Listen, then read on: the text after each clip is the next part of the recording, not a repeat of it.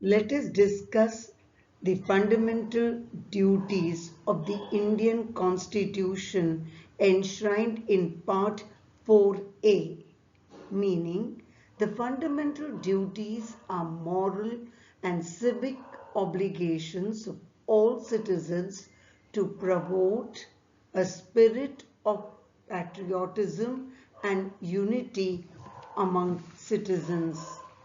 They serve as a reminder that citizens have duties to their country in addition to enjoying rights. During emergency, the Congress party established the Sardar Swaran Singh Committee in 1976, which recommended incorporating a separate chapter on fundamental duties in the Constitution. The government accepted the recommendations of the committee and enacted the 42nd Constitutional Amendment Act in 1976. Part 4A was inserted to the Constitution, which added Article 51A, which outlined 10 fundamental duties. The committee had recommended 8 fundamental duties. In 2002, the 86th Constitutional Amendment Act added one more duty to the list. The fundamental duties is inspired from the Constitution of former USSR. The fundamental duties are as follows. A. To abide by the Constitution and respect its ideals and institutions, the national flag and the national anthem. B. To cherish and follow the noble ideals which inspired our national struggle for freedom. C. To uphold and protect the sovereignty, unity and integrity of India. D. To defend the country and render national service when called upon to do so. E. To promote harmony and the spirit of common brotherhood amongst all the people of India, transcending religious, linguistic and regional or sectional diversities, and to renounce practices derogatory to the dignity of women. F. To value and preserve the rich heritage of the country's composite culture. G. To protect and improve the natural environment including forests, lakes, rivers and wildlife, and to have compassion for living creatures. H. To develop scientific temper, humanism and the spirit of enquiry and reform. I. To safeguard public property, to adjure violence. J.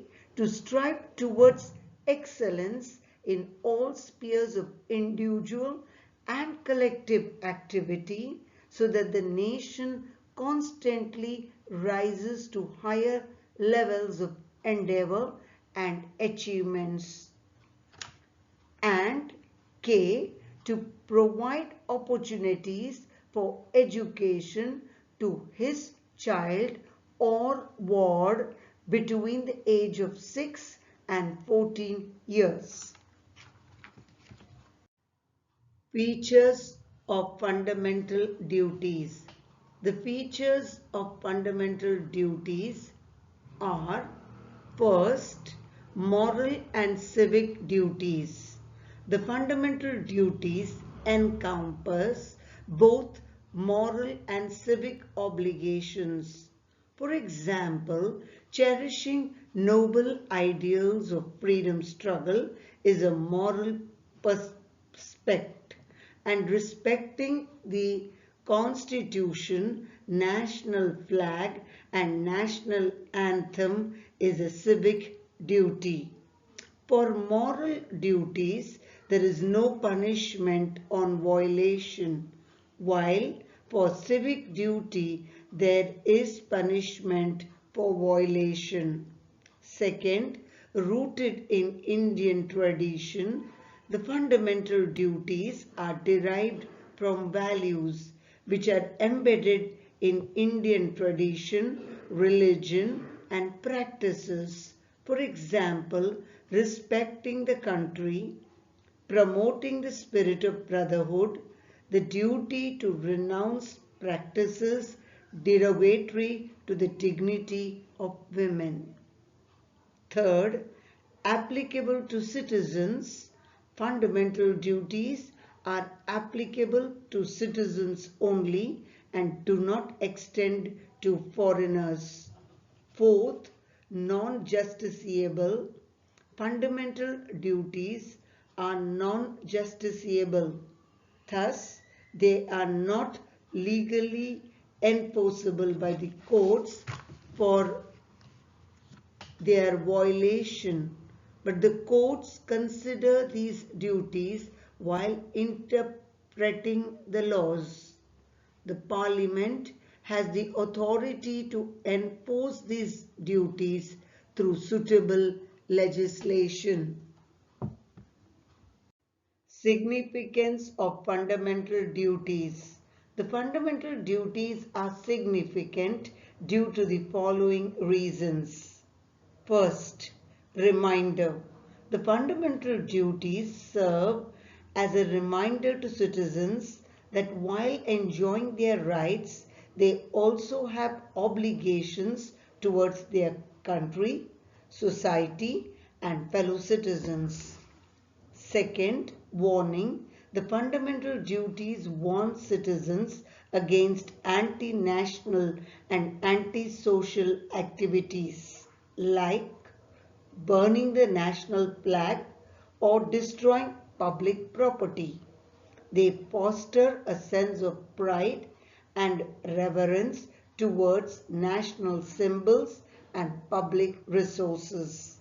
Third, inspires discipline.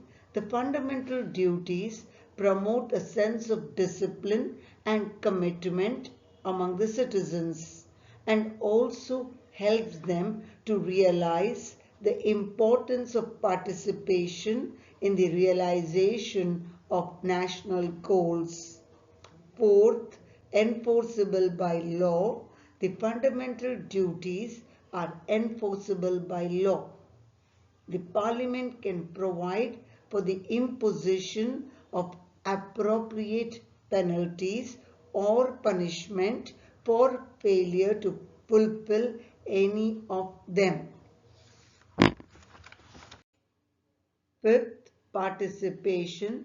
The fundamental duties gives people an opportunity to actively participate in society rather than being a spectator.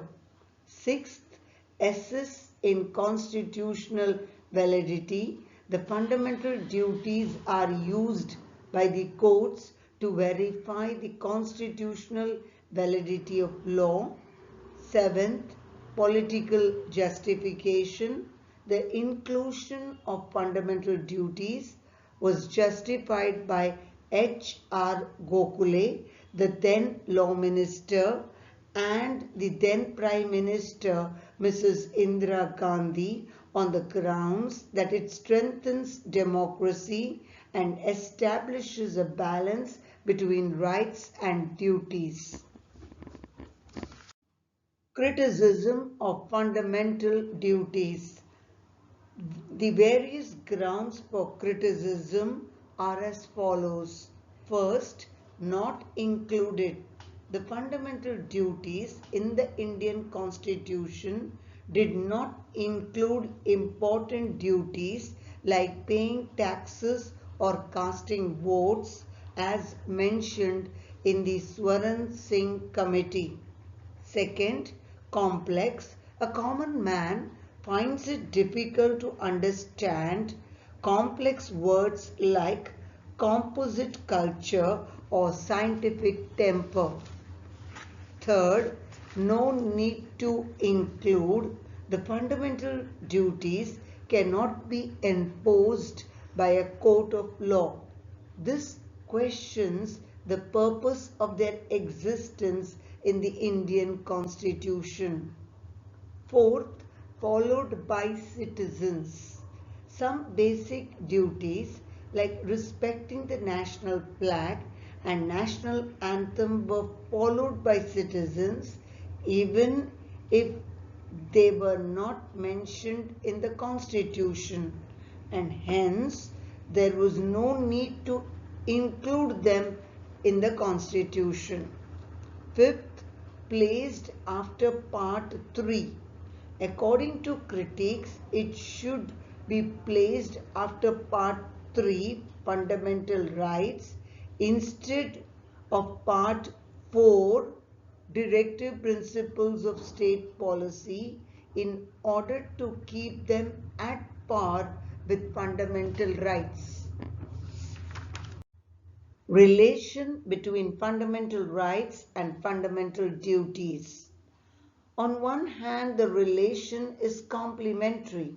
For example, Article 21 guarantees the right to education, while Article 51A(k) insists to provide opportunities for education for children between the age of 6 to 14 years.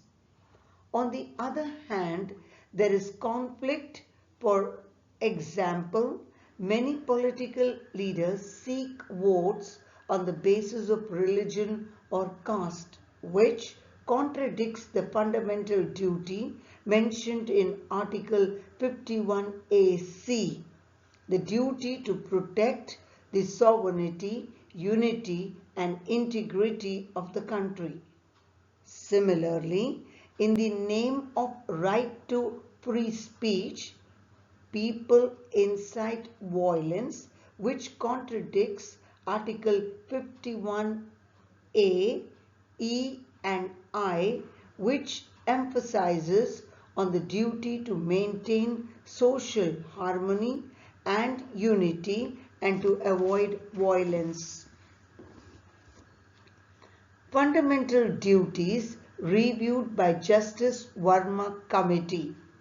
The committee was formed in 1998 to draw up an effective plan for the enforcement of fundamental duties with the objective of instilling a sense of responsibility and civic consciousness in individuals from an early age. The committee acknowledged the non-operationalization of fundamental duties and sought to address it by focusing on implementation strategies. The committee identified the existence of legal provisions for the enforcement of some of the fundamental duties, which are as follows. First, Prevention of Insults to National Honor Act 1971. Disrespecting the national flag, the Constitution of India and the national anthem is deemed unlawful under this act.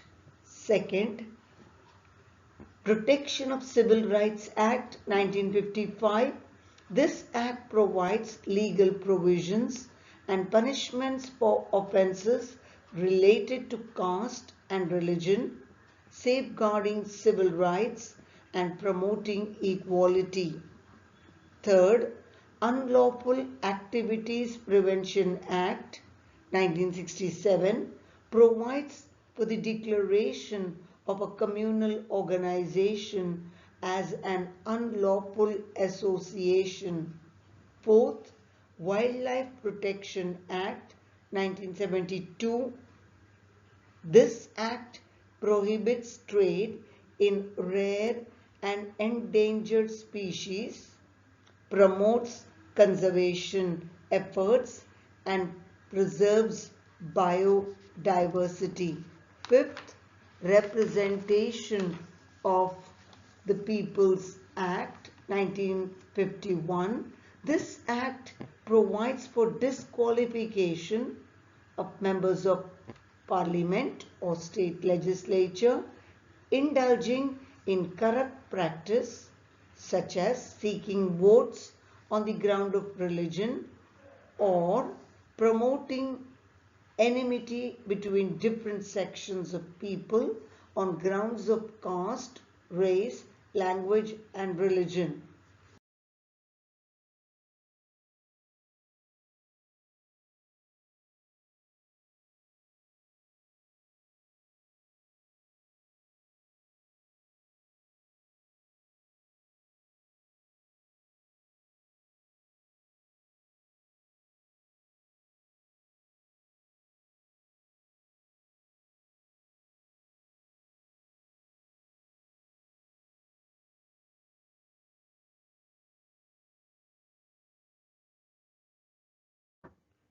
Sixth, Forest Conservation Act 1980.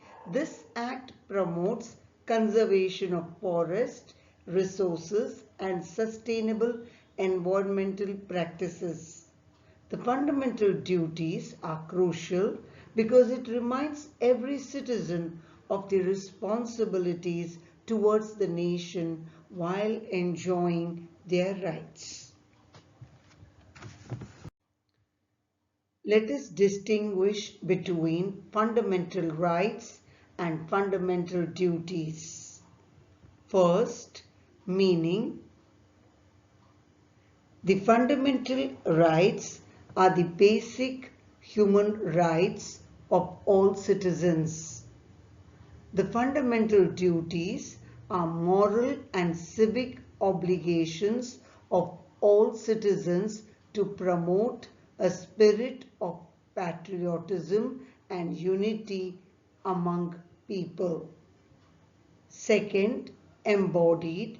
It is embodied in Part 3 of the Constitution from Article 12 to 35. It is embodied in Part 4A of the Constitution in Article 51A. Third, adopted.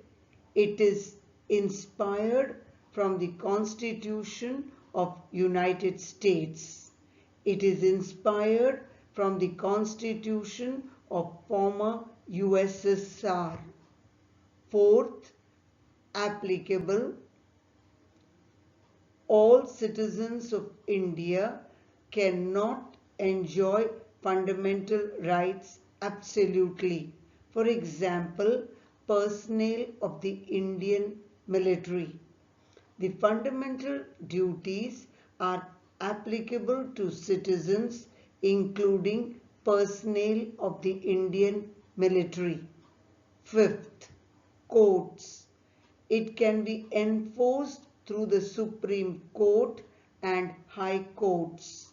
It cannot be enforced through courts. Sixth, excludes. Some of the fundamental rights are exclusive, available to the citizens of India, while some of the fundamental rights are extended to foreigners. The fundamental duties are applicable to citizens only and do not extend to foreigners. Seventh, suspend. The fundamental rights can be suspended during a national emergency. The fundamental duties cannot be suspended during emergency. Eighth, amend. It can be amended, which is subject to the basic structure of the Constitution. It can be amended. Important Supreme Court judgments on fundamental duties. They are as follows. First, MC Mehta versus Kamalnath, 2000. The Supreme Court invalidated a lease in an ecologically sensitive area and imposed fines for harming the environment. Second, Sri Ranganath Mishra versus Union of India, 2003. The Supreme Court directed the implementation of recommendations to disseminate information on fundamental duties, including the duty to vote during elections. Third, Ram Leela Maidan incident versus Home Secretary, 2012. The Supreme Court criticized unreasonable eviction from Ram Leela Maidan, emphasized the duty to obey lawful orders and safeguard public property. Fourth, AIMS Students Union versus AIMS, 2001. The Supreme Court held that fundamental duties are legally equally important like fundamental rights. So the court struck down the institutional reservation of 33% in AIMS, which is coupled with 50% reservation discipline-wise, which violates Article 14 of the Indian Constitution. The court observed that both being designated as fundamental underscores their equal significance. Fifth, Bijoy Emmanuel versus State of Kerala, 1986. There was a circular issued by the Director of Instructions, Kerala, which made it compulsory for the school students to sing the national anthem. 3 children stood up out of respect but did not join the singing of the national anthem.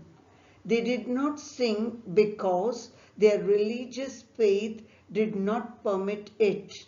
They were expelled on the ground that it violated the fundamental duties under the Prevention of Insult to National Honor Act, 1971. The court reversed this decision of the High Court because they did not commit any offence or crime under the Prevention of Insult to National Honours Act, 1971, because though they did not sing the national anthem, but they stood out of respect.